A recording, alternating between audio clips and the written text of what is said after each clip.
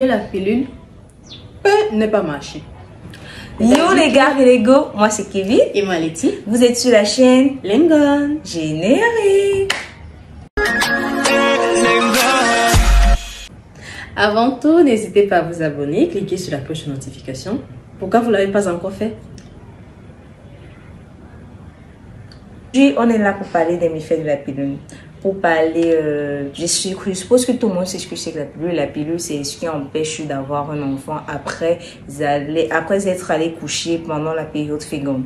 Donc, la pilule, là, c'est méfaits. On est là pour discuter des méfaits. Donc, c'est même une femme.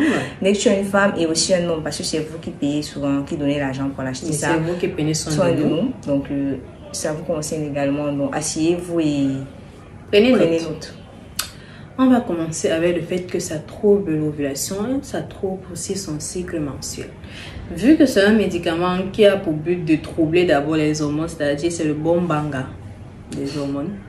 Donc quand tu prends d'abord ça, vu que ça doit chercher le sperme, l'anéantir pour que ça puisse pas te faire avoir un gros ventre après-demain, ça va créer tout un bouleversement dans ton corps. Ça va troubler tes hormones, ce qui va te pousser à avoir soit ne pas avoir tes règles, soit complètement troubler ton cycle. Donc, ça peut venir après, ça peut venir avant, ça peut ne pas venir.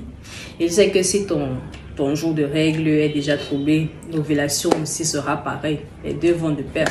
Ensuite, on va aller avec le fait que ça réduit ton taux de fertilité. Donc, au fur et à mesure que tu en consommes, tes chances de procréer, de tomber enceinte diminuent. Comme Letty l'a dit de manière non scientifique, vu que la prise d'hormones un peu, ça adopte tes hormones, ça crée des troubles dans tes hormones, du coup, ça affecte ton organisme, ton système reproductif, ça l'affecte également et ce qui entraîne une diminution de tes capacités de fertilité. Donc vraiment, si c'est que tu souhaites avoir des enfants demain, vas-y mollo avec les doucement. On va continuer. Hein? Il y a beaucoup de choses. Est-ce que vous saviez alors que les pilules peuvent complètement changer votre corps? C'est-à-dire, vous pouvez prendre de la graisse. Et pas la bonne, pas le genre qu'on veut souvent que ça arrive sur vos fesses là, un peu de cuisse, un peu de lolo. Non, ça te fait prendre de la graisse et même des fois de l'acné. J'ai eu à voir des trucs comme ça.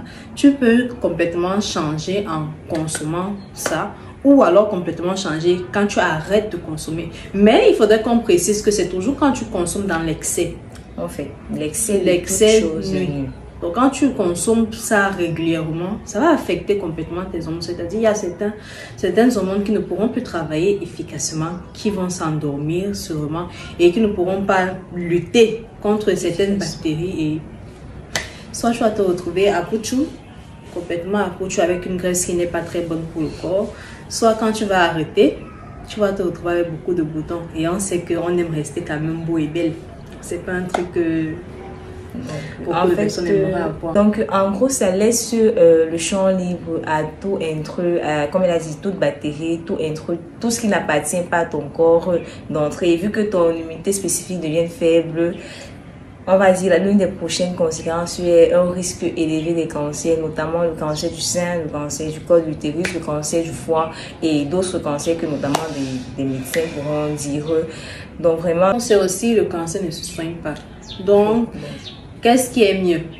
De s'abstenir, de consommer avec modération ou de trouver des techniques naturelles?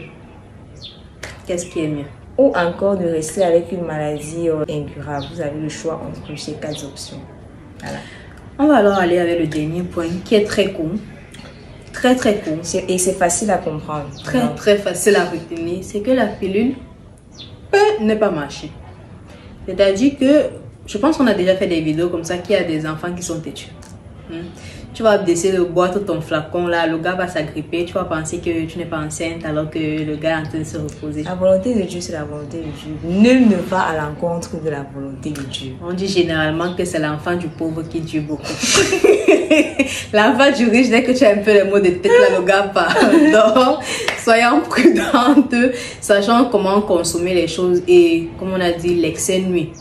Toute chose en excès nuit. Donc, essayons un peu de tempérer sur la consommation, que ce soit de consommation de sexe, que ce soit consommation d'alcool, drogue, tout. Pilule, essayons de modérer pour pouvoir rester sain et rester beau pendant une longue durée jusqu'à ce que la mort ne sait pas. Donc, si vous ne connaissez pas d'autres méthodes de contraception que les pilules et que vous avez suivi ceci, vous êtes inquiet, je crois qu'il y a une vidéo qu'on a faite sur les méthodes de contraception. Donc, n'hésitez pas à chercher ça dans nos différents fils de vidéos. Vous allez trouver, vous verrez les autres méthodes de contraception. Donc, alors, nous vous aimons. comme vous nous aimez. Bye bye.